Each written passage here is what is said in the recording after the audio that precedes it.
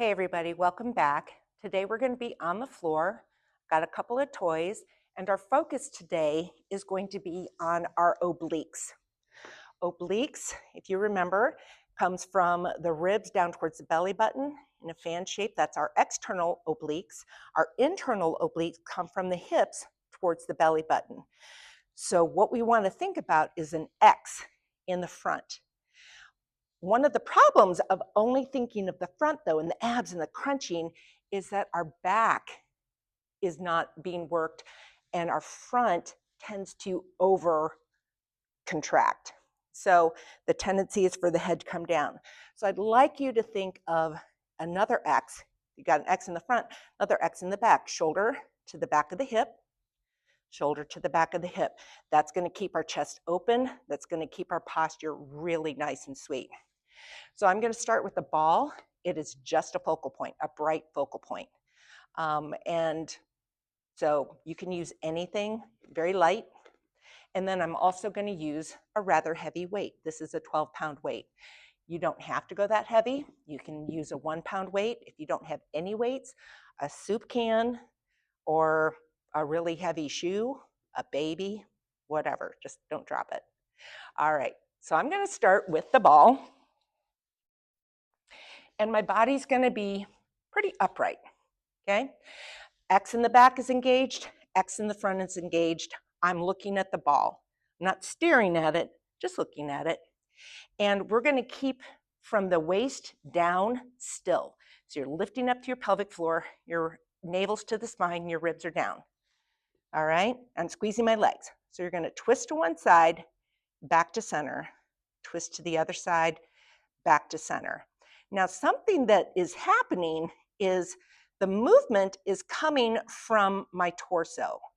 So my arms can make this a much bigger motion, but I'm not using my arms really. They're just holding this ball for me to focus on. Last time, twist and center. So that's pretty hard. You can also do this on a chair. This next bit is a little harder, either on the floor or on a chair. I'm going to hinge back a little bit. Bend my legs a little bit more. The X in my back is very, very engaged.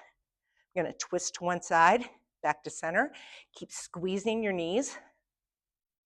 Twist to one side, back to center. Twist and back to center. Now, at any point, you can use a weight. You don't have to use a light ball. I'm just using it to show you that it doesn't need to be super heavy or complicated. So I'm going to put the ball off to the side and I'm going to grab my weight. I'm going to also go harder with my posture. Scoot forward a little bit, grab my weight, and holding the weight, I'm holding each end. Okay, so I'm going to hinge back a little bit more and my toes are barely on the floor.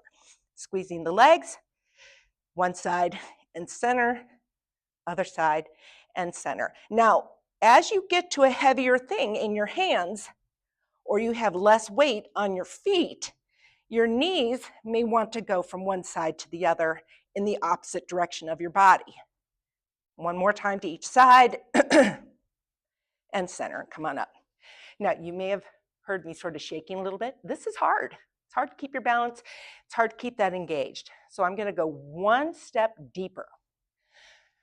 Chest is open, sternum is lifted, X in the back is engaged, shoulder to hip, shoulder to hip. I'm going to float my feet.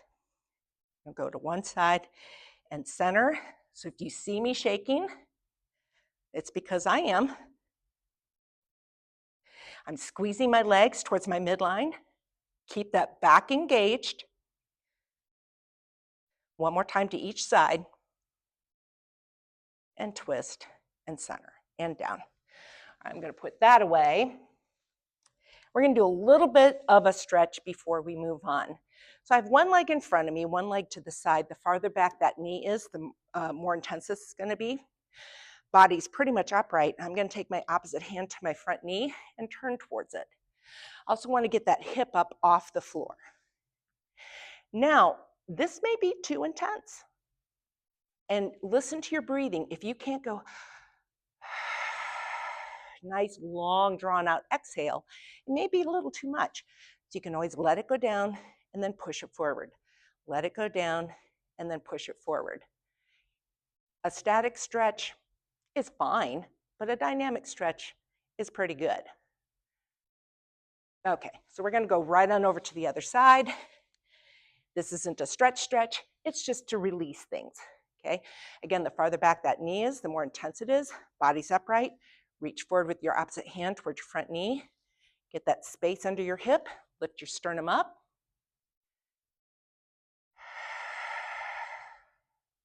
You can bring that hip down, lift it up, hip down, and lift it up.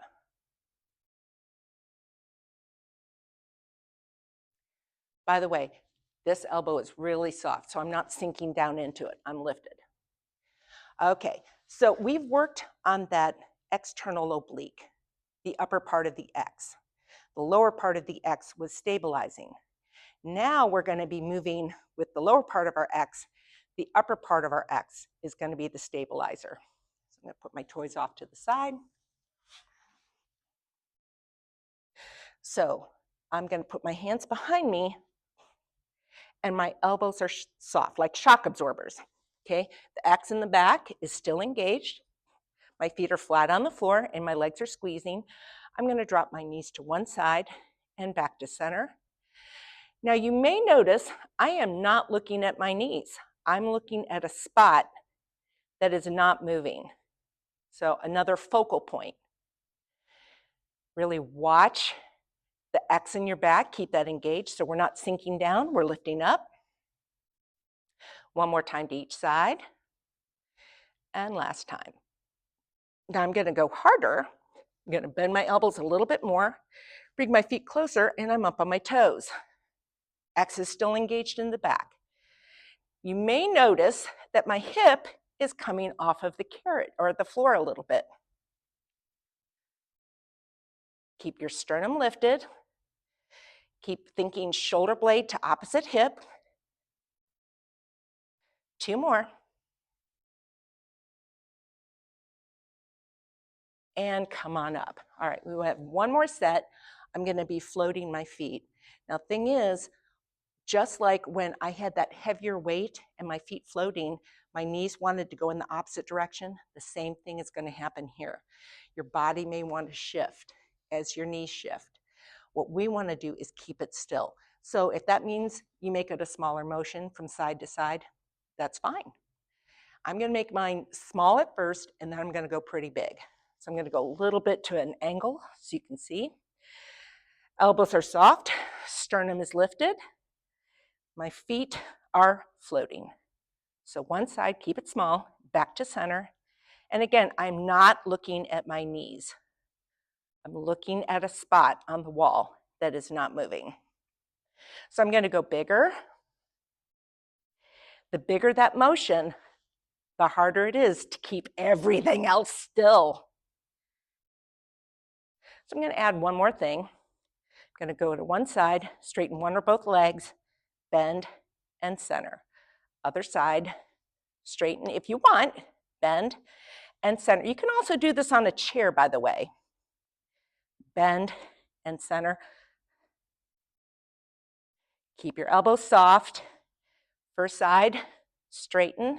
So what you're doing is you're extending and making your legs a heavier lever. Even though you're not switching legs, the longer your lever is, the heavier and harder it is. Bend and center. All right. So we're going to finish here. Again, you can do that nice stretch where you have your leg back, turning, lifting up, or you can go even deeper by lifting your hip up and sinking down onto your heel. So this is a pigeon. This is a yoga pigeon. And I didn't hold it for very long, but I definitely want to do it on both sides. Sternum is lifted. Thank you for joining me. I will see you soon. Bye.